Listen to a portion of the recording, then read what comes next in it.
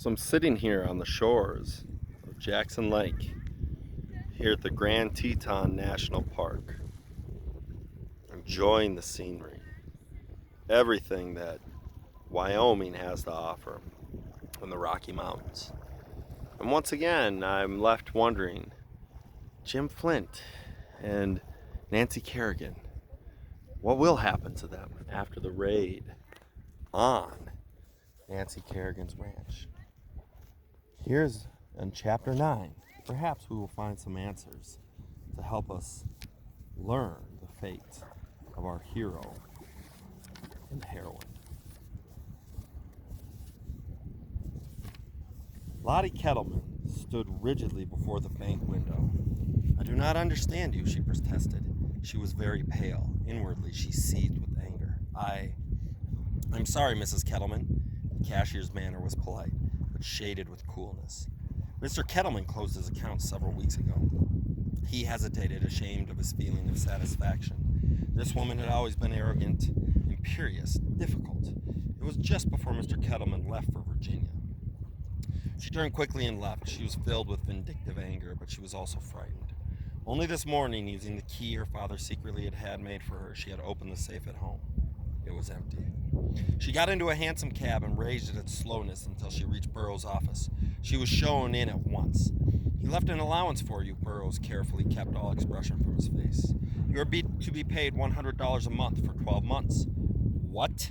She fought to keep her poise. "But where is he? What does this mean?" Burroughs shuffled papers on his desk. Mr. Kettleman never confided in anyone, but it has been apparent for several weeks that he was arranging his affairs for an extended absence.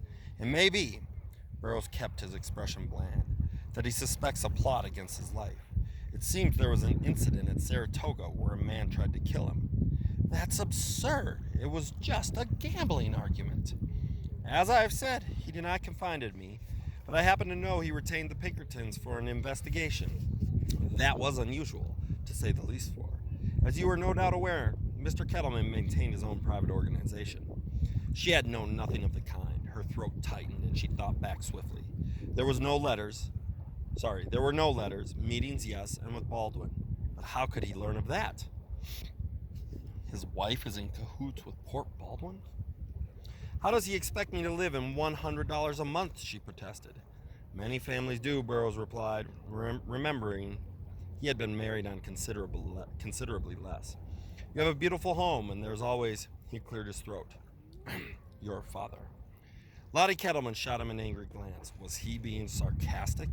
"You have no idea where he is." "No, I have not." Lottie Kettleman arrived home frightened and furious. For the first time, she began to think seriously about the man she had married. Kettleman, her father assured her, was a lonely man without family ties. He had never known a home and would be easy pickings for a clever girl.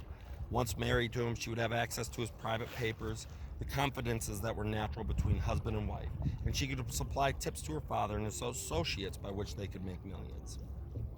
It was not the first time she had assisted her father in his schemes, and this seemed more practical than most of them. Moreover, Kettleman was handsome, distinguished looking, as well as both feared and respected in financial circles. It was only after they were married that she discovered he had never discussed business at home and kept his affairs in his head. The few notations she could find were in some private code known only to him.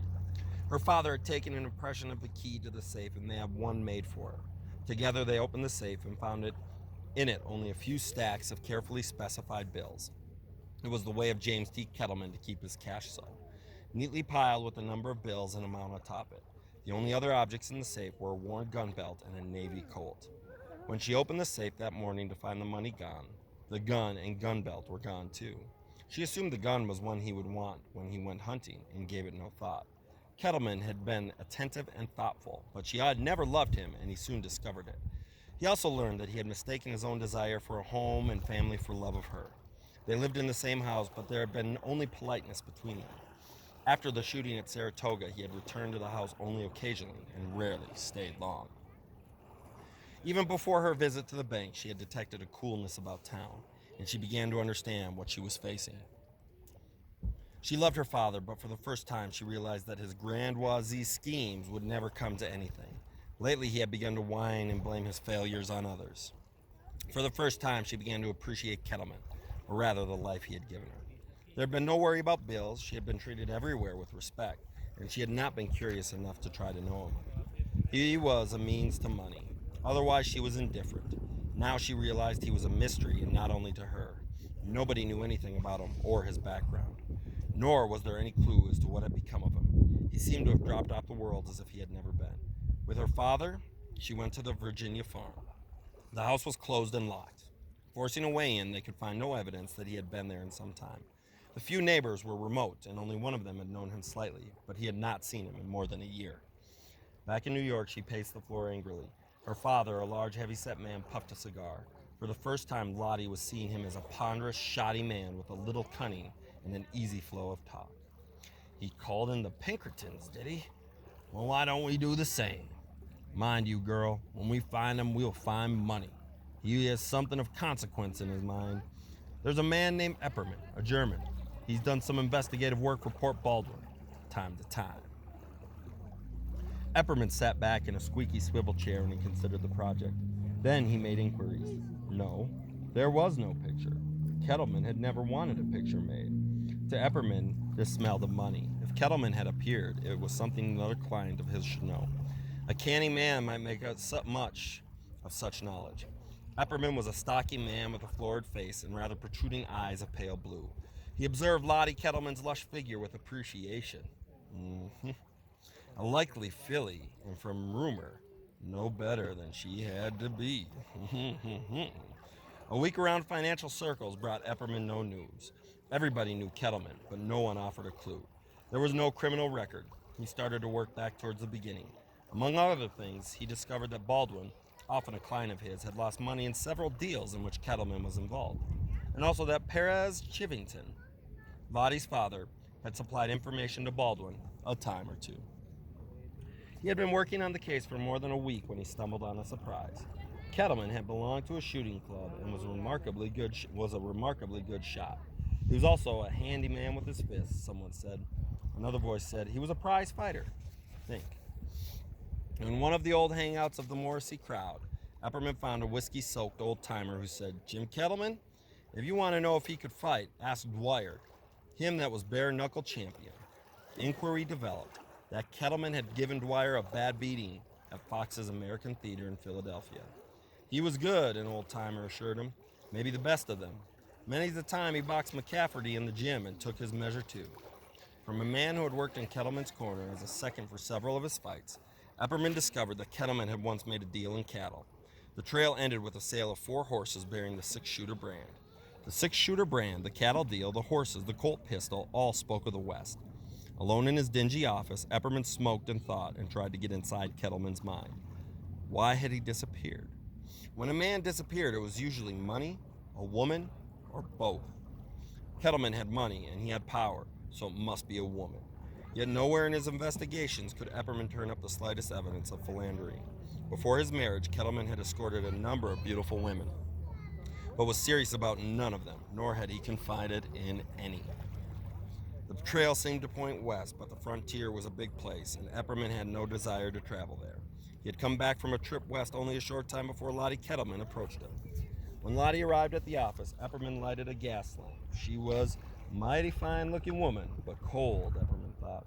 He had seen her kind before, the ones who handled men the best because they lacked passion themselves. They were always thinking while a man was merely feeling. Did you know that Jim Kettleman was once a prize fighter? Epperman asked abruptly. A prize fighter? Jim Kettleman? You must be crazy. Epperman leaned his thick forearms on the desk and pushed his derby to the back of his head. He was a fighter, all right, and a good one. Did he ever talk about the West or about cattle? No, not that I can remember. He talked, but it was usually about the theater, books, politics, sometimes about horse racing. Lottie was nettled. It was more and more obvious that she had not learned the simplest things about the man she had married. A prize fighter? Kettleman with his perfect manners? It was impossible. She must seem like a fool not to know more about him. Now she recalled how handsome he was and how much respected, and not only because of his money. Facing it, she had to admit she was a fool. She should have done everything to make her marriage work, but she had been so concerned with getting information from him Trying to make a killing from knowledge gleaned from him that she had missed her chance. Why try to make money for herself when Kettleman had the key to the mint? She also confessed to herself that her respect for him had increased tenfold since he had gone away. Chivington came in and sat down beside his daughter. He repeated the story, which Epperman knew, of finding the Navy Colt in the safe. The room began to smell of stale cigar smoke, and Lottie felt her irritation mounting. Kettleman was making fools of them all. If I learn anything, Epperman said at last, I'll let you know. I think, he added, that I may have something. Just what he had, he did not know, except for a hunch that whatever it was might turn into money for them all. The first thing he must do now was to contact Porter Baldwin. Still, if he himself could find Kettleman, maybe Kettleman would pay to stay lost. It was a thought. All the way home, he cherished the thought and developed it. At the same time, a cool, rational wind blew through the dark places of his brain. Kettleman had been quick to use that pistol at Saratoga, and by all accounts, he was a man of a decisive mind. He just might decide to use the pistol instead of paying blackmail. The more Epperman considered that possibility, the more uncomfortable he became. He was sitting on the edge of his bed, rubbing his feet, when he remembered the man on the train. And that is chapter 9. Boy, the plot thickens. Back east, things have been rather interesting.